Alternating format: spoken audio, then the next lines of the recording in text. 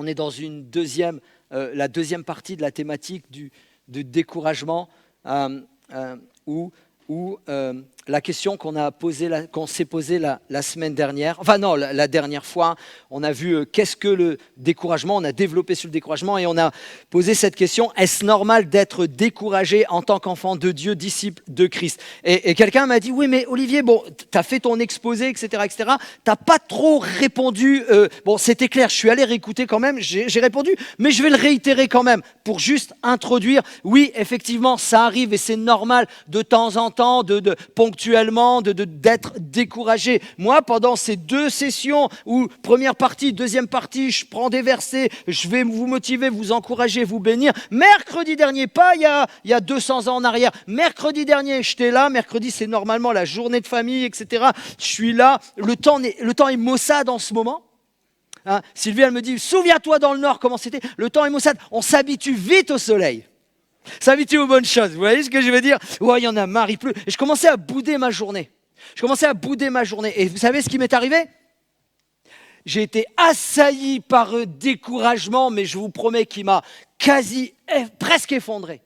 Et puis je ruminais, j'allais inventer un mot. Je ruminais comme ça la journée, il n'y avait rien à faire, je ne peux pas aller dehors, à l'intérieur, j'ai commencé à faire des trucs que je déteste faire. Et puis, en train de... Vous voyez, mais j'étais seul. Je ne veux pas être un mauvais, comment dirais-je, une mauvaise présence, quoi. Vous voyez, j'étais seul, mais j'étais complètement découragé. Il y a 2-3 petites choses que j'ai mis en place dans la journée, parce que le découragement peut t'assaillir, mais l'encouragement peut aller très vite également, d'accord? Et il faut faire des petites choses, et c'est ce qu'on va voir aujourd'hui, faire des petites choses pratiques, tout simplement. Quand tu es découragé, alors pour les uns c'est certaines choses, pour les autres d'autres choses, mais on va le développer après. Alors donc oui mes amis, oui mes frères et sœurs, ça arrive en tant qu'enfant de Dieu, malheureusement, d'être découragé. Mais on va le voir ensemble, il ne faut pas rester dans ce découragement. Il ne faut pas rester dans cette situation. Donc le découragement et moi. Pourquoi et moi? Parce que tout simplement, nous sommes toujours prompts, et heureusement, et c'est très bien, prompts à encourager les autres quand ils vont mal. Et c'est bien. Au moins, nous avons une épaule sur qui nous appuyer ou une bonne parole à entendre. Mais quand nous traversons une période de découragement, nous-mêmes, comment réagissons-nous?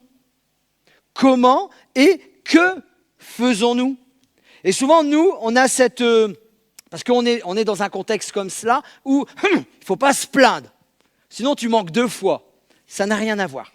Ça arrive d'être découragé, on a vu ensemble. Donc, qu'est-ce que le découragement? Est-ce que c'est normal pour un chrétien d'être découragé? Ce matin, nous allons voir qu'est-ce qui peut nous décourager dans la vie, dans notre contexte, dans le quotidien, dans notre travail ou autre. Qu'est-ce qui peut nous décourager? Qu'est-ce qui peut dire, ouais, j'en ai marre? Je sais que ça ne vous arrive jamais à vous. Hein, ras-bol. Voilà.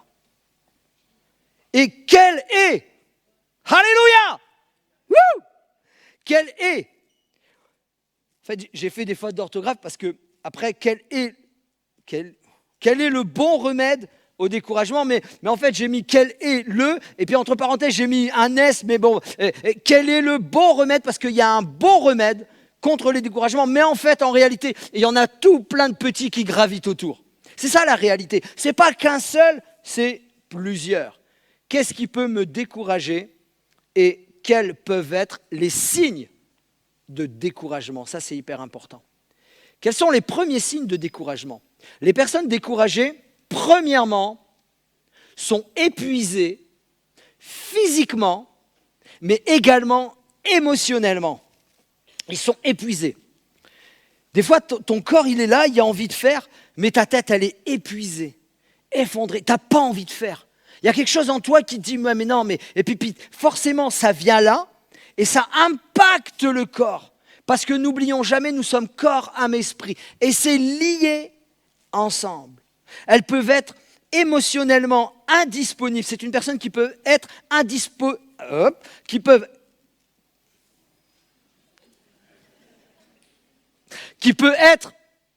être émotionnellement indisponible. Ça arrive. Ça arrive dans tous les domaines de notre vie, ça arrive dans le travail, ça arrive dans les couples, ça arrive dans nos échanges, ça arrive dans nos relations, ça arrive. On n'est pas tout le temps au top. Et des fois, nous attendons tout le temps du top de telle ou telle personne, d'un époux, d'une épouse, d'un frère, d'une sœur, d'un ami ou autre. Non. Après une longue journée, ça peut arriver. Tu peux ou nous pouvons avoir l'impression que la seule chose à laquelle elles peuvent consacrer leur énergie, c'est quoi? C'est en rentrant du boulot, s'asseoir dans le canapé, absorber tout ce qui est sur un écran et regarder comme ça. Et on croit que ça nous régénère. C'est totalement faux. La fatigue est une des plus grandes causes de découragement. La fatigue. Quand on est fatigué, quand on est épuisé, quand on regarde trop de vidéos tard le soir, quand on est connecté aux réseaux sociaux, quand on regarde un film, et puis j'en ai été, je suis passé par là également, quand on regarde une série, à la fin, la série, tu regardes tes 45 minutes, et puis tu es là, bon allez, je vais l'éteindre. Et puis, là arrive la fin, les 3 dernières minutes, waouh, il y a un truc qui va t'accrocher, bing, tu vas réenchaîner avec le deuxième. Mais comme ça, pendant plusieurs semaines, tu vas accumuler, et tu accumules de la fatigue. Et sans que tu le saches, sans que tu le vois, sans que tu t'en rendes compte, sans que tu le réalises, tu vas commencer à décourager dans tel ou tel domaine. Tu t'étais mis des objectifs, mais tu commences à te décourager dans tel ou tel domaine. Ou alors dans un projet. Elle se manifeste, donc la fatigue, le plus souvent à mi-parcours d'un projet. Tu te mets un projet, tu y vas. C'est pour cela que nous laissons malheureusement tant de projets inachevés. On ne va pas jusqu'au bout. Charles Spurgeon lui-même, souvent appelé le prince des prédicateurs, affirmait que la défaite n'est pas un péché, sauf si tu refuses de te relever. La défaite, le problème, le découragement n'est pas un péché, sauf si tu refuses de te relever. Son encouragement nous pousse à la résilience, sous la conduite divine, sans céder au découragement. On doit écouter cette pensée et en prendre conscience et se remettre en question. Un détail marquant chez Spurgeon, spécifiquement, et j'en parlais avec un jeune il y a quelques semaines, c'est que lui-même traversait des épisodes carrément dépressifs. Mais sa confiance en Dieu le faisait tenir. Le gars, il était sujet à dépressif, c'était le prince des prédicateurs. L'un des meilleurs prédicateurs que la terre ait connu. Un enseignement hors pair, un communicateur de l'évangile. Mais malheureusement, il était lui atteint de dépression sévère par période, de découragement. Mais il disait non. Et il ne se relevait pas parce qu'il était fort, parce que c'est impossible, mais parce qu'il s'appuyait sur son seul Seigneur et Sauveur que nous disions tout à l'heure, il est vivant. Réitérons quelques causes, quelques autres causes. Donc la fatigue, on l'a vu. Mais reprenons-le quand même. Lorsque nous sommes fatigués, physiques ou émotionnellement exténués, nous sommes des candidats tout désignés à la contamination. Eh oui. Nos défenses naturelles, quand on est fatigué, quand on n'est pas bien, quand on est découragé, en fait, tout ce qui est autour de nous, que ce soit les microbes, les vrais microbes, c'est-à-dire les maladies ou autres, les rhumes, la migraine, etc. Ça, c'est les vrais microbes. Mais aussi d'autres microbes où ce qu'on voit, ce qu'on entend, nous impacte. Parce qu'on est découragé. On ne le réalise pas. Et cela produit souvent lorsque nous sommes à mi-parcours d'un projet ou un autre. Un autre point, la frustration. Quand on est frustré, lorsque les travaux à terminer s'amoncellent, il est normal de se sentir submergé. Et quand des choses sans importance ou inattendues nous interrompent et nous empêchent de réaliser ce que nous avons réellement besoin de faire, notre frustration peut facilement se transformer en abattement total. Encore d'autres choses, malheureusement, peut-être dans l'un des cas, l'échec. L'échec. qu'on rate nos examens, qu'on rate un examen de permis, qu'on rate un examen de cours, qu'on rate quelque chose, qu'on rate une relation. L'échec, c'est pas que dans le faire, on peut rater une relation, on peut rater des choses, on peut rater le but. L'échec, il arrive que certains projets les mieux préparés ne marchent pas, ça arrive. Ça arrive. Et au fait, c'est celui qui ne fait rien qui... Merci. Donc à un moment donné, mais il faut continuer. Malheureusement, l'ouvrage s'effronde. Et la belle affaire qu'on avait prévue, le beau projet qu'on avait prévu, tombe à l'eau. Sans que personne ne fasse cas de l'incident. Tu es tout seul dans ton monde, dans ton problème, dans ta difficulté. Comment réagissons-nous?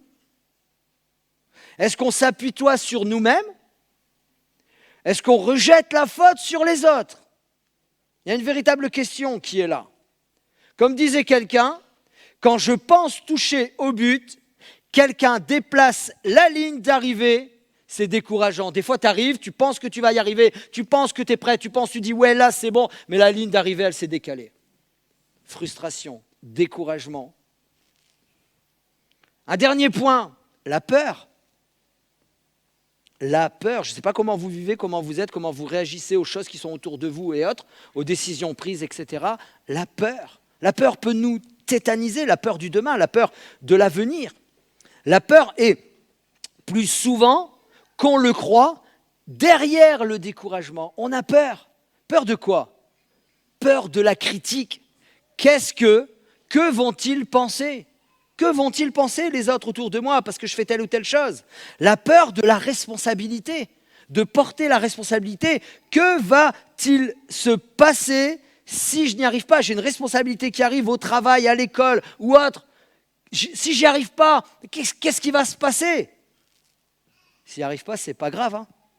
On passe à autre chose et on recommence. Ça arrive dans la vie. Hein. Tiens, une question. Qui n'a jamais fait d'erreur? Il n'y a personne? Il n'y a que moi? Bon. Non, levez pas la main. Qui n'a jamais fait de mauvais choix? Qui n'a jamais? Wow! Ça arrive à tout le monde. Ça arrive à tout le monde. La peur du fiasco. Que va-t-il arriver si je gâche cette occasion? Vas-y, c'est pas grave. N'aie pas peur. Vous savez, de temps en temps, il y a une petite lumière qui s'allume là-haut, là. Enfin, pas très haut, mais quand même.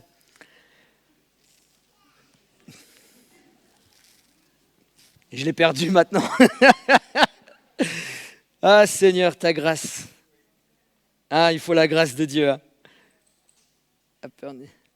Ah, je la recherche, hein. C'est pour ça que je prends le temps. Mais c'est là.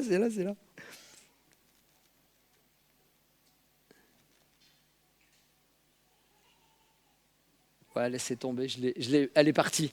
Elle va revenir tout à l'heure. C'est une idée, elle est partie. On continue? Vous êtes avec moi? Donc là, on a établi les différents points, pardonnez-moi, et ce n'est pas exhaustif, mais c'est les différents gros points qui peuvent être le levier qui active malheureusement notre découragement. Maintenant, voyons les remèdes. Là, on vient diagnostiquer éventuellement ce qui peut nous décourager. Mais voyons les remèdes. Le remède principal. Vous avez la Bible? Allez, ouvrez-la. Attendez, je vous donne la référence. Ouvrez-la dans Hébreux. Diapo 2, s'il vous plaît, on peut la mettre. Ouvrons-la dans Hébreux. Voilà, Hébreux, c'est le Nouveau Testament. À la fin, c'est un épître. Hébreux, vous l'avez? Hébreux, chapitre 12, versets 1er à 3. C'est tout le monde là? Hébreux, chapitre 12, versets 1er à 3. C'est pourquoi nous aussi, nous sommes entourés d'une telle foule de témoins. Débarrassons-nous, pas des témoins, de tout fardeau et du péché qui nous cerne si facilement de tous côtés. Et courons avec endurance l'épreuve qui nous est proposée. Verset 2.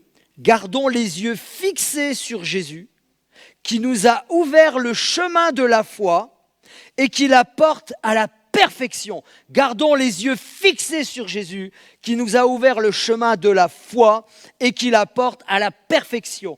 Parce qu'il avait en vue la joie qui lui était réservée. Premier point, à la suite.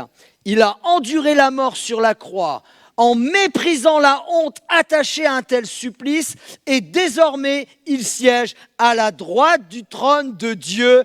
Amen. Pensez à celui qui a enduré de la part des hommes pécheurs une telle opposition contre lui pour que vous ne vous laissiez pas abattre par le découragement. C'est pour ça qu'il l'a fait. C'est pour ça qu'il l'a fait. Pour que vous ne vous laissiez pas abattre par le découragement. Alléluia. Il pensait même, il le savait, la crucifixion est là. Il sait qu'il va racheter nos péchés. Il sait qu'il est mort pour eux, pour chacun d'entre nous, afin que nous soyons, et beaucoup de monde sur la terre, amen, et que nous soyons avec lui pour l'éternité. Mais il avait cette petite pensée, voilà, je vais jusqu'au bout, et jusqu'au bout, les hommes, les femmes que j'aime, que j'attire à moi, que je veux sauver, eh ben, le jour où ils sont découragés, ils penseront à ce que j'ai fait, que je suis allé jusqu'au bout, que je me suis fait homme, que je me suis accroché, attaché, et j'ai persévéré jusqu'au bout. J'espère, enfin non, pas j'espère, c'est une foi que ça va les encourager, alléluia. Voilà le but de Dieu véritablement, ce n'est pas son but principal, l'un de ses buts. Venons un petit peu quelques instants sur la lettre aux Hébreux, c'est intéressant. La lettre aux Hébreux, c'est l'une des plus longues et plus importantes épîtres. C'est l'une des plus longues. Son auteur, qui c'est son auteur? Il est inconnu. Car pourquoi il est inconnu? Parce que tout simplement, il ne se nomme pas. Mais on sait que c'est un juif qui s'est converti à Jésus. Pourquoi? Parce qu'il écrit nos ancêtres. Allez, après, je vais vous inviter, pas aujourd'hui, mais je vais vous inviter à lire l'Épître aux Hébreux, à le relire, à lire dans... comment on étudie un texte? Comment on fait? J'allais vous le dire, on lit dans différentes versions. Et je vais vous inviter à le lire dans son entièreté, 12 chapitres, dans les différentes versions. Vous allez voir, vous allez en apprendre énormément.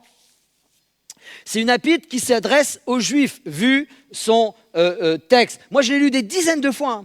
Des dizaines et des dizaines de fois. Franchement, j'ai pas... Voilà, t'as pas envie et tout. Mais le fait que j'ai lu dans d'autres versions, waouh, ça m'a éclairé là. Ça m'a béni là. Ça m'a fait du bien. Et bon, bien sûr, après, je suis allé l'étudier, certes, mais cette épître s'adresse donc aux Juifs convertis. La plupart des exégètes... Maintenant, je vais prendre des mots, attention. Là.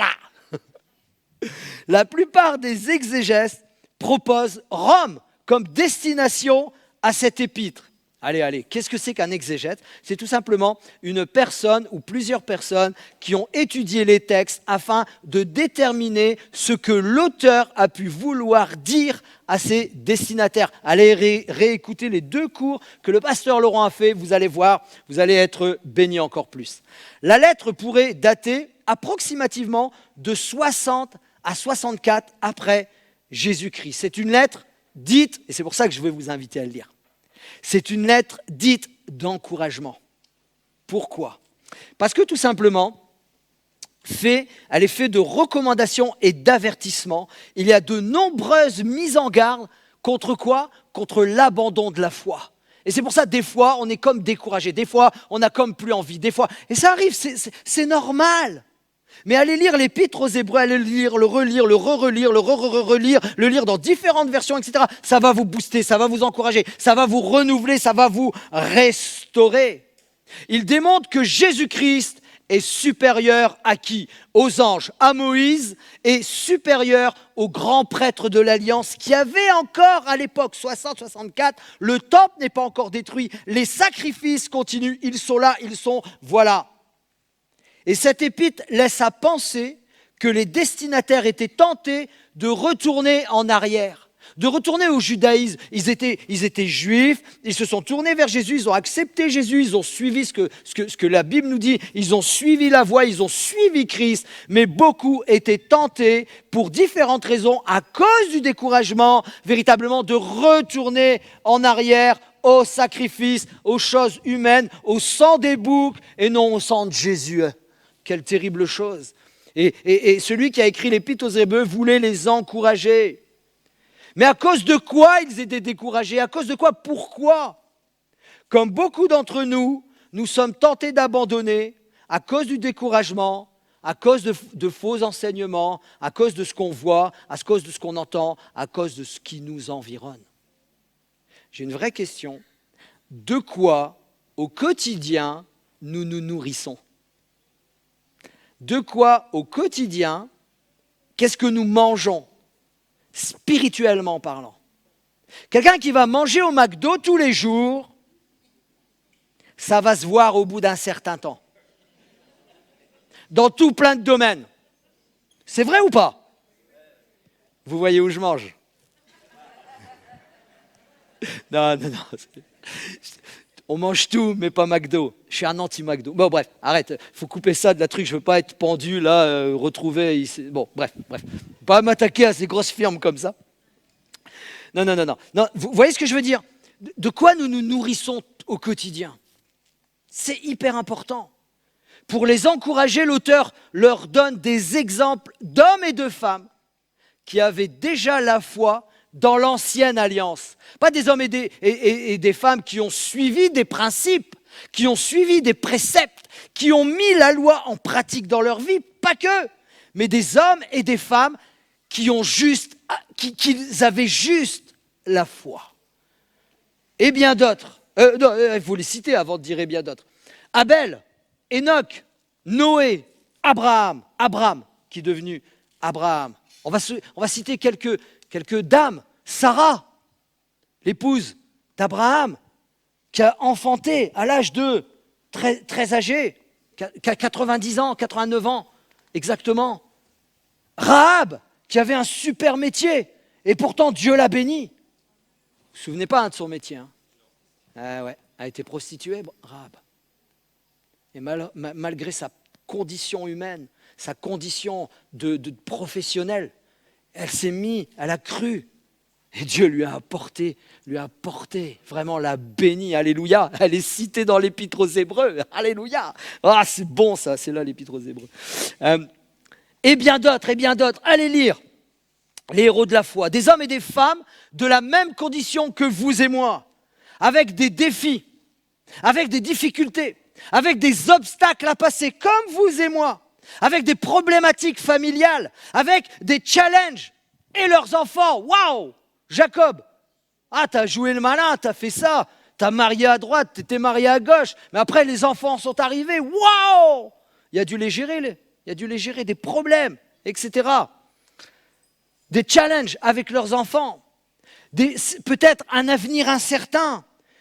Ils ont entendu aussi, il y a eu des problèmes dans leur contexte, des problèmes de guerre comme nous aujourd'hui, et bien d'autres.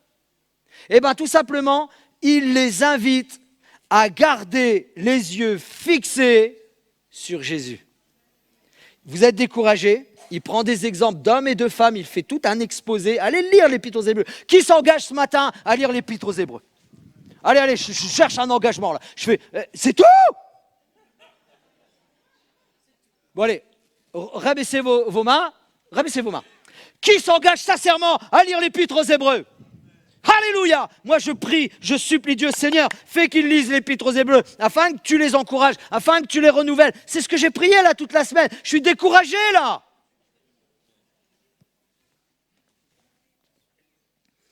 Relisons Hébreux, diapo 3.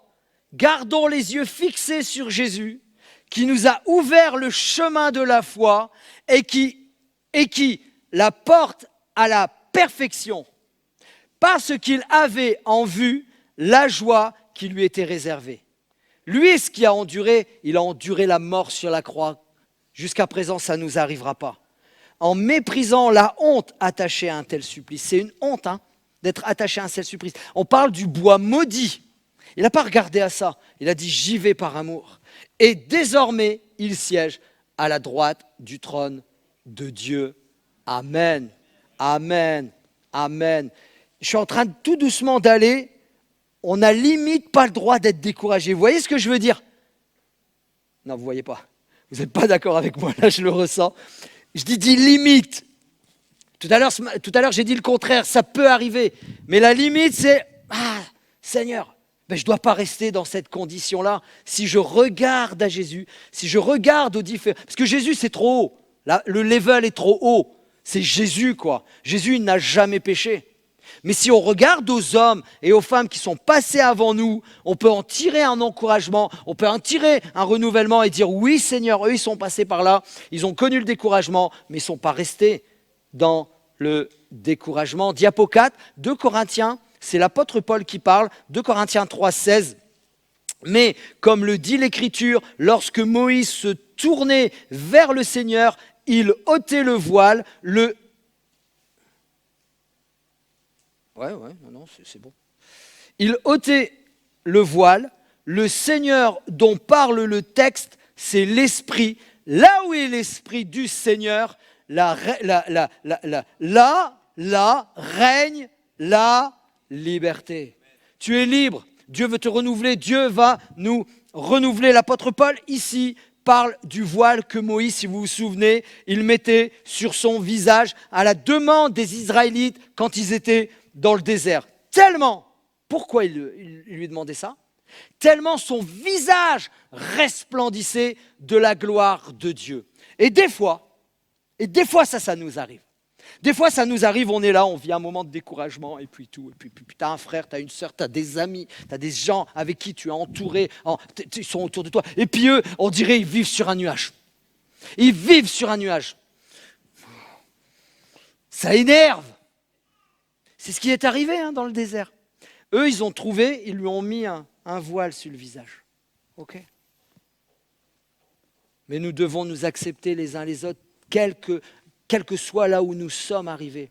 Que toi, tu sois dans le découragement, que le frère ou la sœur soit dans le triomphe, soit dans la victoire, etc. On est là pour se supporter les uns les autres, s'encourager les uns les autres, se bénir les uns les autres. Là, donc, il parle du voile. Ça resplendissait la gloire de Dieu. Paul explique que lorsqu'ils lisent les Écritures, c'est ce qu'il dit, vous irez, je vous dis, il faut lire le verset 12 et 13 également.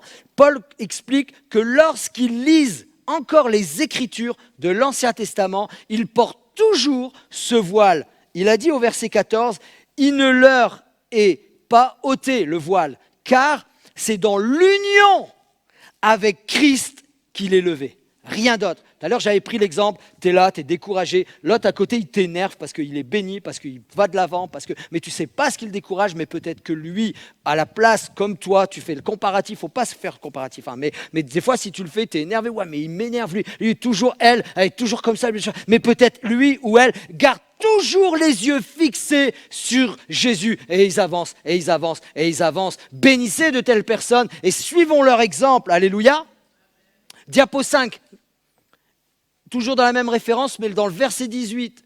Et nous, tous qui, le visage découvert, contemplons, comme dans un miroir, la gloire du Seigneur. Nous sommes transformés à son image dans une gloire dont l'éclat ne cesse de grandir. Alléluia.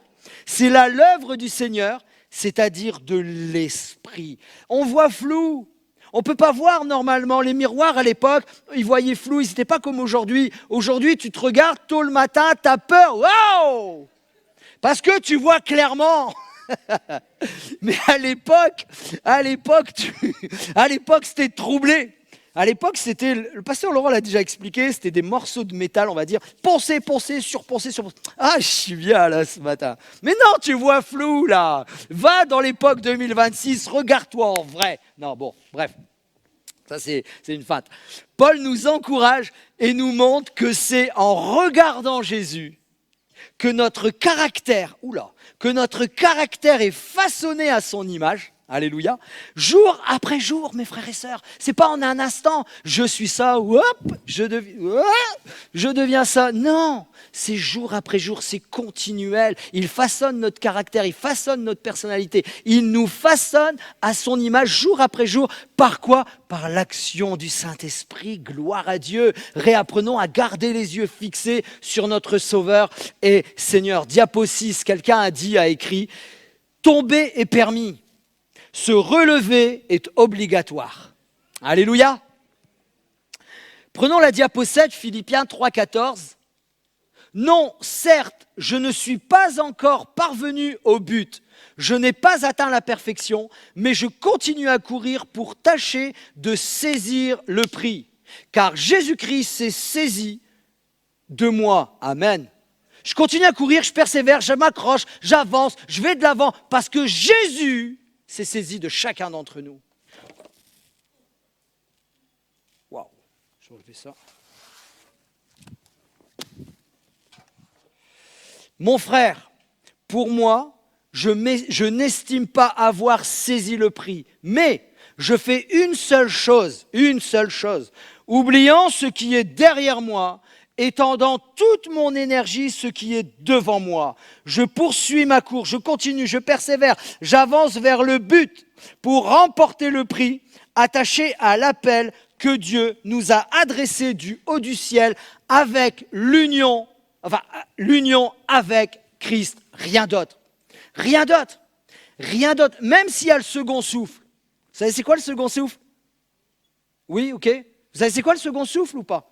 Le second souffle, quand vous faites de la course, quand vous arrivez à un certain niveau, tu te sens comme épuisé. Tu te sens comme... Et puis il y a comme un regain d'énergie qui...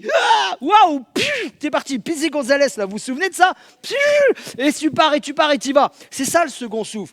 Et c'est ce que Paul dit. Paul dit, t'avances, t'es découragé, t'es oppressé, tu comprends pas, t'es découragé, t'as plus envie, t'as fait des mauvais choix, t'as péché à droite, à gauche. Et en plus, il y a la culpabilité qu'il y a. Arrête-toi quelques minutes. Relève les yeux vers les hauteurs, vers les monts. D'où viendra me le secours? Le secours ne me vient que de l'Éternel. Alléluia. Amen. Paul exprime cette détermination à garder le cap sur Christ, notre récompense ultime. Amen.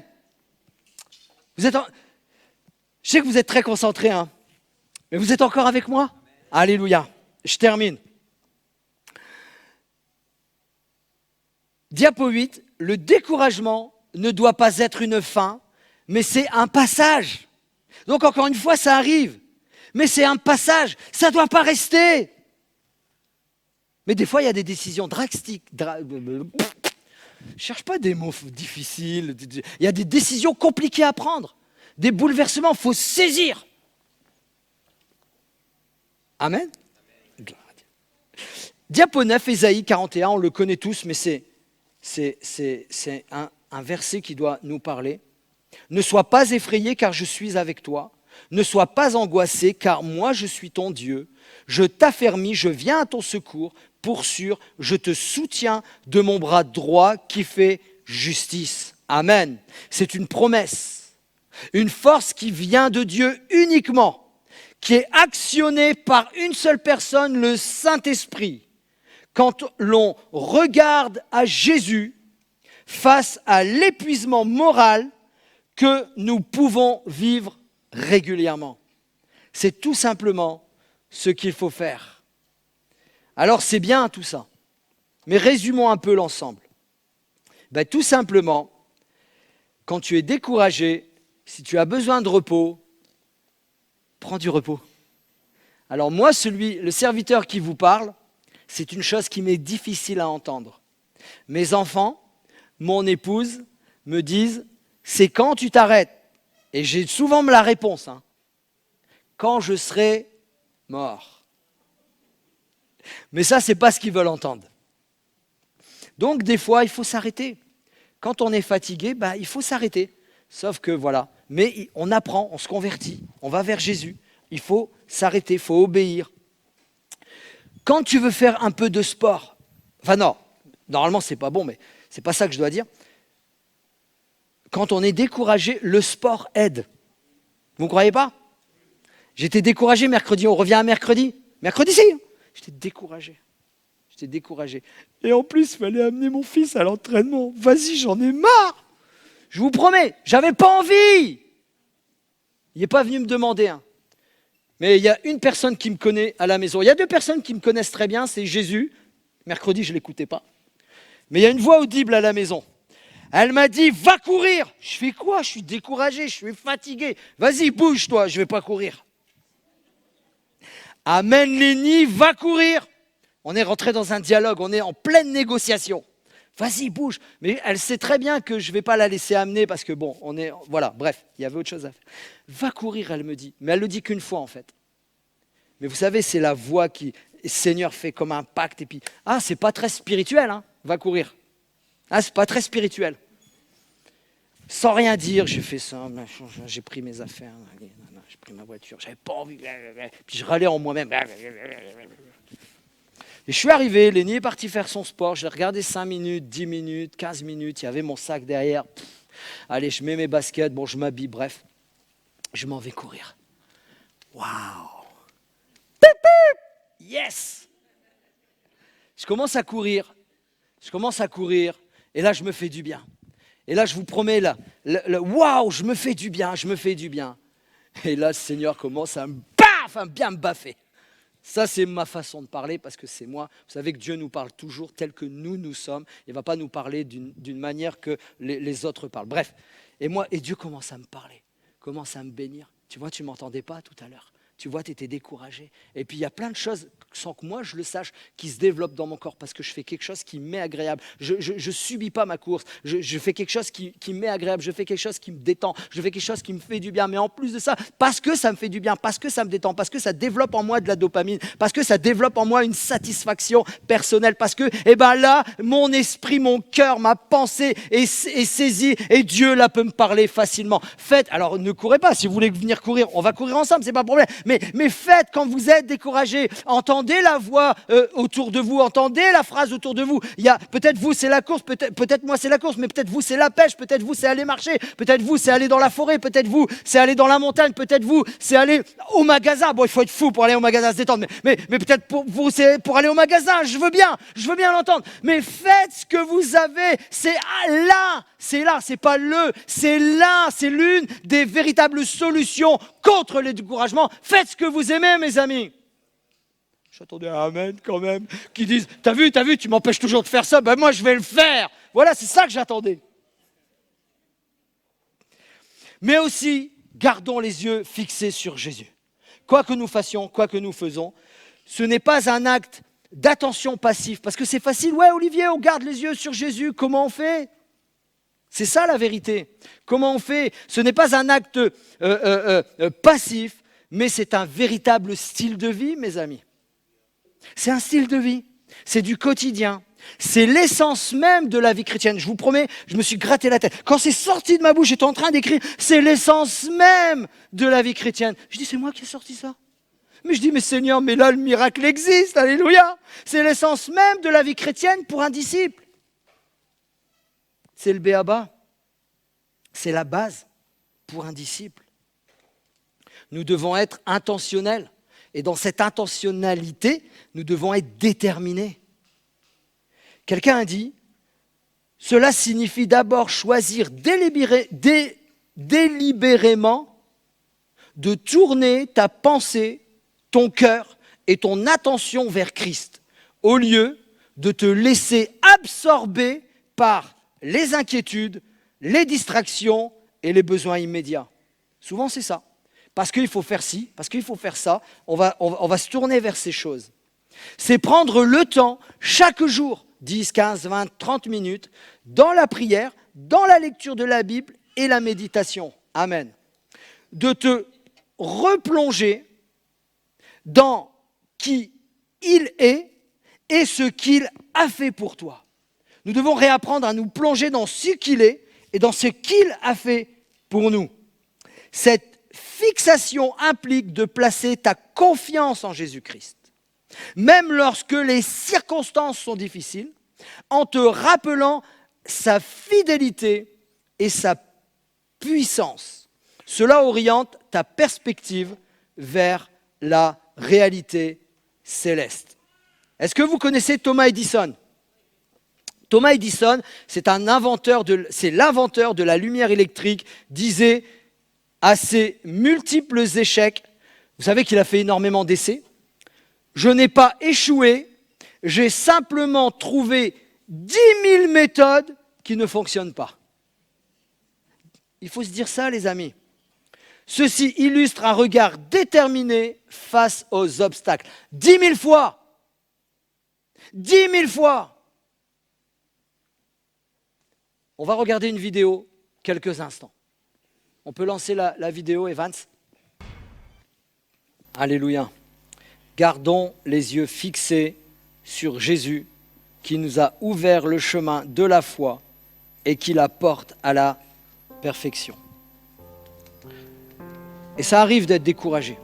Ça arrive d'être dans des situations où on ne contrôle plus rien.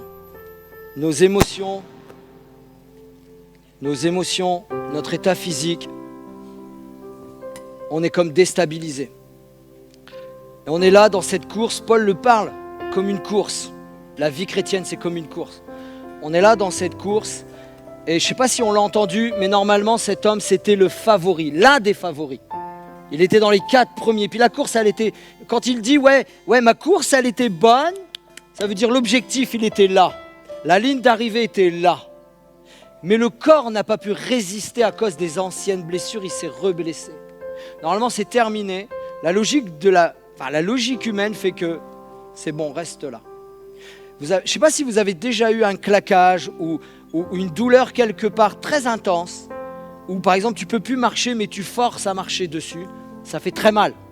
Lui, il a continué sa course. Il a dit coûte que coûte, il faut que j'y aille. Donc il a persévéré. Il a persévéré dans cette course. Il a dit, il faut que j'aille jusqu'à la ligne d'arrivée, il faut que j'y aille. Quoi qu'il arrive, j'ai mal, j'ai la douleur, je souffre. Quoi qu'il arrive, et puis on voit, il tombe, il se relève. Il faut que j'y arrive. Mais à un moment donné, le corps, les circonstances, même on veut l'arrêter. Et j'aime cette parole qui dit, Paul, c'est quand je suis faible qu'alors je suis fort. Parce que c'est à ce moment-là que le Père vient et il vient nous accompagner. Il vient nous aider. Il vient nous soutenir. Il vient nous prendre la main. Il vient nous amener jusqu'à la ligne d'arrivée. Oui, c'est pas par mes forces, Seigneur. Moi, je suis un homme découragé. Moi, je suis une femme découragée. Moi, j'en peux plus. Il y a telle et telle circonstance. J'en peux plus de ce qui se passe chez moi. J'en peux plus de ce que je vois autour de moi. J'en peux plus des mauvaises décisions que j'ai prises il y a tant d'années. J'en peux plus maintenant, ce matin. Quelle que soit la situation où tu es, quel que soit dans le découragement où tu es, quel que soit ce que tu traverses, quel que soit là où tu es, quelles que soient les décisions que tu as prises, c'est le moment de te lever et de dire oui Seigneur, tu m'accompagnes. Oui Seigneur, apprends-moi à avoir les yeux fixés sur toi. Est-ce qu'on peut se lever ensemble s'il vous plaît? Stéphanie et toute l'équipe vont nous conduire dans un temps de louange. Et pendant ce temps de chant, c'est un chant merveilleux. Je vous invite à le prier, à le chanter, pardonnez-moi, comme une prière, à nous connecter à Dieu. Et moi, je vais t'inviter, quelle que soit la situation où tu es, quel que soit là où tu es rendu, quel que soit là où tu es arrivé, quel que soit là où tu évolues, quel que soit là où tu marches, pendant le chant, tu peux t'avancer là devant, on va prier pour toi. Et ce que je veux, c'est un moment suspendu. Ce que je vous propose, c'est un moment suspendu dans la présence de Dieu, où les uns vont louer, les autres vont chanter, d'autres vont être libérés totalement de tel et tel fardeau, parce que nous sommes là pour remporter des victoires ce matin. Est-ce que vous êtes avec moi ce matin? Oui, je sais que vous êtes. Est-ce qu'on est connecté à Dieu là ce matin? Alléluia. Gloire à Dieu.